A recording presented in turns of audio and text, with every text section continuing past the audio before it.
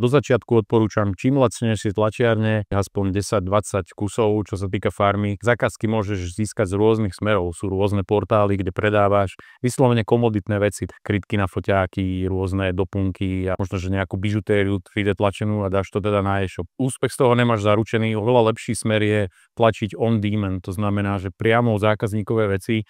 A ešte lepší segment je vyvíjať si vlastné veci, ktorý zákazník potrebuje. Napadá ma téma, kolega sa hrá s rybárstvom. To znamená, spoznal sa s ľuďmi, ktorí sa rybárstvu venujú a vedia, čo je potrebné. Vedia, koľko stoja jednotlivé tie komoditné veci, sú to rôzne plaváky, násady. Ty musíš byť odborník v tom segmente. A ešte predtým, ako začneš tlačiť, ten majiteľ musí byť, alebo niekto v tej firme 103 tlačov farmu musí byť tzv. Vývojár. To znamená, musí vidieť v určitom segmente potenciál a musí si vyvinúť vlastný diel alebo nejakú sériu dielov, ktoré bude tlačiť ideálne vo farme. Nefunguje to tak úplne, že založím si farmu a tie zákazky sa pohrnú, dráčika vytlačeného na e-shop za 14 eur a budem si myslieť, že mi 1000 kusov príde objednávka o týždeň. Tak toto fakt, že nie je.